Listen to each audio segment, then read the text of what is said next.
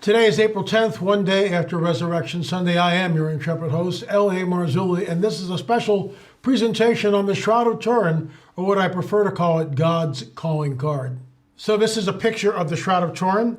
It's roughly 3 feet wide by about 13 feet long, roughly, rough dimensions.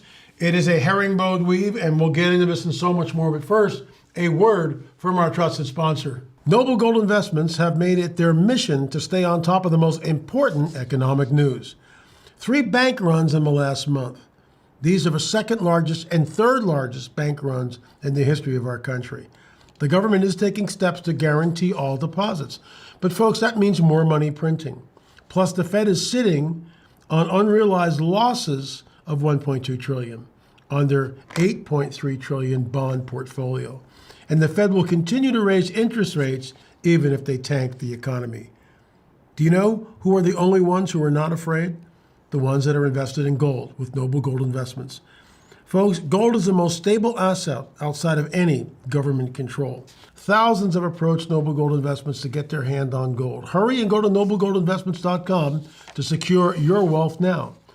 Plus, you can bag a free 5-ounce America the Beautiful coin with each gold or silver IRA if you qualify.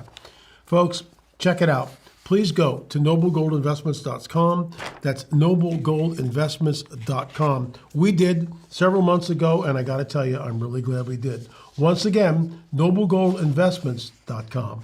So what we see here is a very faint image on this piece of cloth. Many believe, as I do, this is the actual burial cloth of Jesus of Nazareth. Now, let's get into this. Some of you will immediately say, well, that's a graven image, and that violates the second commandment. You will not create a graven image and bow down to it. First of all, no one's bowing down to this. Second of all, it's a self-portrait. So no one created this but God himself. I'll get into that. Because something incredibly supernatural, in my opinion, happened on Resurrection Sunday when he actually rose up from the grave. Something incredible happened. So this cloth basically lay, well, let me back up. We know from modern science that's been done on the Shroud, specifically by the Shroud of Research Project team, which came over, I think, in 1978, 1980, somewhere in that window of time. And they had like 120 hours to examine the Shroud. Many of the photographs that we see were taken by Barry Schwartz. We actually interviewed him. That was the second film, Secrets of the Supernatural. And that was in our Watches series. And if you really want to do a deep dive, check that out. You can rent it by going to lamarzulli.net or streaming.lamarzulli.net, but I digress. So there were pollen samples done on the Shroud. What they discovered, there was a trace. The pollen, by studying the pollen, they were able to trace the roots back from Europe and where it wound up, and then all the way back into Jerusalem. There is pollen that's found in the Shroud of Turin that is only indigenous to Jerusalem. The flowers that are there they only bloom, they're only indigenous in the city of Jerusalem. So let me get this straight. A medieval forger is going to know all that? And you can trace the Shroud from Jerusalem all the way into France and then back over. Now, it was basically lay in obscurity for a number of years. It was behind a cloth. By the way, the 15th century fire that burned the Shroud, and I'll show you where those burn marks are right in here. These are the burn marks. These are the patches done by the Poor Sisters of Clare, and these are the burn marks of the Shroud, all right? So there was a 15th century fire, and the fire, as you can see here, damaged the Shroud, but there's the face. So we'll get into this, and you can see the arms coming down like this, and then right in here, they're covering the extremities, and then there's the other arm. Look at the arms here. Look at the flesh wounds. But all this was very, very faint. Extremely faint. So Secondo Pia is the first photographer in modernity to actually photograph the Shroud. So he's in his darkroom. Remember, this is a long time ago, all right? They'd insert the glass plate into the camera. He would take and drape the cloth over him. So then he'd look at the lens and go click, and he would take a picture. Then he would move the glass plate, put it in the box, put another glass plate in. That's how it was done. So now Secondo Pia is in his darkroom. and he's looking at the glass plate, all right, of the headshot that he did of the shroud, which once again is right there. There's the head. And that's what you see. When you look at the shroud, there's no detail. You see this very faint image of what appears to be a crucified man in rigor mortis, in repose. He's dead. There's no doubt about that. Okay? So Secondo Pia is developing this, and he's holding the glass plate to watch the image materialize. And what materializes is a face. And that means that this, what we see here, is an actual negative. That the shroud itself is a negative image of this crucified man lying in repose. So Secondo Pia takes a picture, and because it's a photo negative, the positive image comes up. He almost drops the glass plate, and that's a matter of historical accuracy. He almost drops the glass plate. He's completely startled by what he's looking at, and of course, this leads to the. There's been more papers, more study, more hours of research on this artifact than any other artifact on the planet. It is truly enigmatic. I call it God's calling card.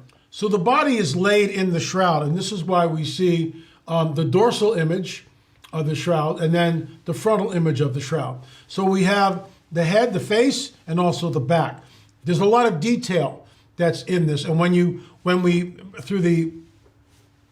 through modern photography, we were able to all the details just completely show up. But I want to call your attention to some things. The scourging is incredibly brutal. We can see that the blood dripping down from the hands. The wound is not in the palm, as many medieval paintings suggest that it goes through the palm of the hand. It's actually like this. It's actually at an angle. It's kind of hard to show you. Maybe if I do it this way. It's at an angle, and so it comes out the back like this, and it goes through the bone. It doesn't pierce the bone. It goes right through where the bone separates, and you're able to pin a man. Then, of course, you can use ropes also to hold him. So this was incredibly brutal, and something happened that created this image. Remember, it lies at Turin, the Shroud of Turin. That's what they call it, Turin, Italy, for hundreds of years before anyone examines it and goes with modern photography, and then all of a sudden the images just come alive. So enter Dame Isabel Pixek. She actually created a three-dimensional sculpture. She was a sculptor. We interviewed her in our Watchers 2 series. You'll notice that the scourging is incredibly brutal. But this is where the heart is, right in this area. And you'll notice that the heart is not scourged. The torturers hit every place else on the body, both front and back, but not the heart. Why? Because if the scourges had hit where the heart was, he would have died. He never would have made it to the cross. So this is incredibly brutal. I've often looked at this and just scratched my head and wondered why. I honestly, the severity of the scourging itself is enough to kill a man. And then once he's pinned to that cross, there's no coming back from this, and he knows it. There's no coming back from it. And of course, the dragon, as Russ Dizdar would call him, the dragon is dancing because he's got him now. What he doesn't realize is that this spells the end game. This is checkmate. This changes everything. The cross changes everything. That's why when Jesus is hanging there and finally he says, "It is finished," and he gives up the ghost, where does he go? He goes down into the lower parts of the earth and preaches to the spirits that are bound there. What are those spirits doing there? You may ask yourself. These are the fallen angels that we read about way back in Genesis chapter 6, where they mingled their flesh with the seed of men and created the hybrid known as the Nephilim. So even talking about the crucifixion, we go back to Genesis 3:15. The seed of the woman will be at enmity, will crush the serpent's head. The seed of a dragon will be at enmity, at war with the seed of the woman. He, the one, the Messiah, coming from the seed of the woman, will crush the dragon's head, which is what happens on Calvary. The dragon doesn't know that. He thinks he's going to win by crucifying the Lord of glory. But then Jesus goes down to the lower parts of the earth. Read Peter if you don't believe me. And what does he do? It's a proclamation. We wrote about all of this in How the Nephilim Returned After the Flood counter move. This is huge. And it hails back to Genesis 3:15. What's the first thing Jesus does? He goes down and proclaims to those spirits in prison who abandoned their first estate, as Jude tells us, procreated with the women, creating a hybrid being, a soulless hybrid being known as the Nephilim. And Jesus goes down there and says, you're not getting out. I just got the keys to life, death, hell, the whole deal. I've got it right here. Checkmate, I won. The cross changes everything. So what we see is that the scourging is incredibly brutal. And these marks are all taken from the shroud. It fits absolutely perfectly with the biblical narrative. And I remember watching the Passion of the Christ when Jesus is tied, like a lamb of slaughter, tied to the whipping post. And the scourgers are one on either side, and they're just flailing this guy till there's nothing left. They do his back first, and then they flip him over. Think about that. Moving right along, another shot, the same type of a deal of the scourging. This is where you can say whatever you want, that the shroud is a hoax, that it's a forgery. Let me ask you something. How do you coax three-dimensional material, a three-dimensional portrait, out of a two-dimensional cloth? How do you coax three-dimensional data out of a two-dimensional cloth, which is what we see here? Now, the cloth is 3 dimensions, I get it, but the image is not three-dimensional, or is it? There is, on the Shroud of Turin, data. There is three-dimensional data in the actual linen cloth itself. So when you take it, it's all very scientific. This was actually done. If you don't believe me, and I'm only touching the surface here, spend an hour on shroud.com. Please don't write in telling me it's a Catholic hoax, it's a medieval forgery. It's none of those things. Please don't write in and tell me that Satan did this. Are you kidding me? So let me get this straight. Satan does this. So when you look at this, you go, wow, there is three-dimensional material, three-dimensional data on a piece of cloth. How is it possible? How is it possible? I'll tell you how. Because something supernatural happened in that tomb almost 2,000 years ago.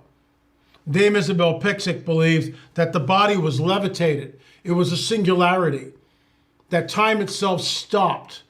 And the Father levitated that body, embraced that body. The shroud was pulled taut.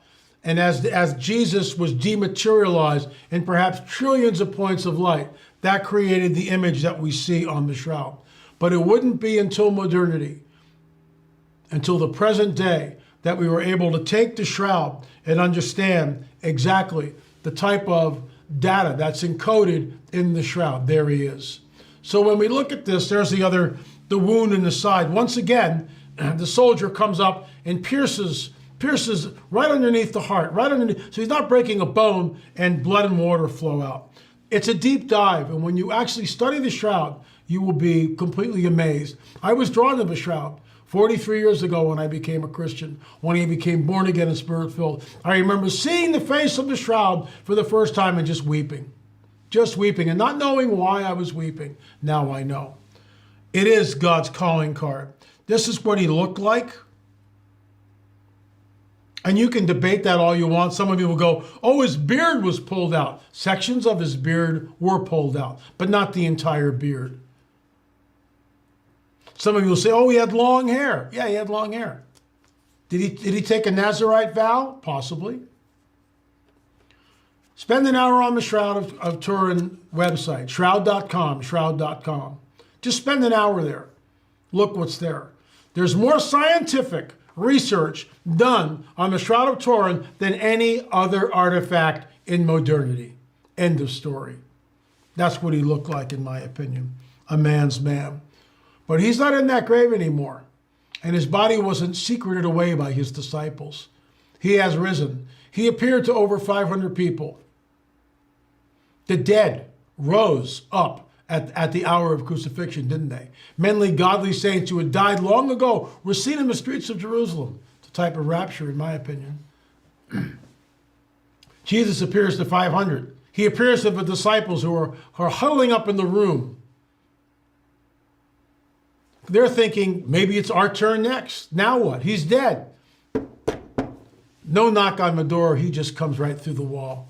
Hey, guys, it's me. But there's no humor in the Bible. Are you kidding me? And then he says something which is total guy, a total man, in my opinion. What have you got to eat? I'm hungry. And he sits there and eats. He's not a spirit. This is the prototype of what's going to happen to us. For the dead in Christ will rise first. And then we who are alive and remain will be caught up with those in the clouds to meet the Lord in the air. And so shall we ever be more with the Lord. It's there. You can argue it.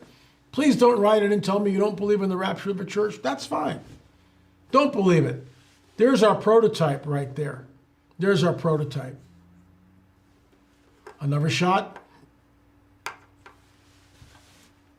And finally, when you take the shroud and you begin to sort of fill it out, it's what he looks like. There's an artist called Akanani, and she drew what she believed was Jesus's face. And when you take her painting, because she saw him as a little girl, like 6 or 7 years old, when you take that and you superimpose it over the face of Jesus on the shroud, this is what you get. It's almost an exact match. It was a helmet of thorns. The scourging was incredibly brutal. There was no way back from it. He tasted death for you and for me. So why is this important? Because it's forensic evidence, in my opinion, of the greatest event on this planet. You won't see anything like this for any other so-called religious leader.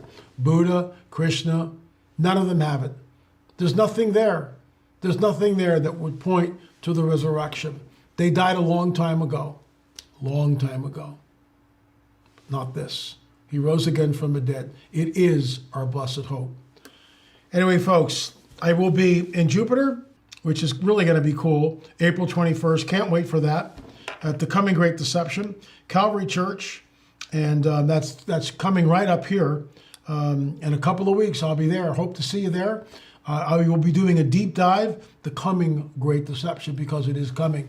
By the way, our Israel tour, we've got over 35 people. I'm going to cut the number of people at 45, so we only have one bus. Unless we get like 30 people again, I want to keep it down to one bus. Why? It's more intimate. We start getting 80, 90 people, it loses some of the intimacy, and I'd rather have the intimacy. So I'm going to cap it off at 45. If you haven't registered, there's still time to do so. Go to lamarzulli.net. On the trail of a Nephilim tour with yours truly here, and I hope to see you there. We've got enough room for 10 more people, so consider signing up. Our crop circle video, it's there, Secret Language of a Dragon Exposed. You're going to want to check that out. It is available for streaming, lamarzulli.net. You can buy it there, lamarzulli.net, or streaming.lamarzulli.net. Thanks so much for watching. I'll be back tomorrow with a very special On the Trail of the Nephilim.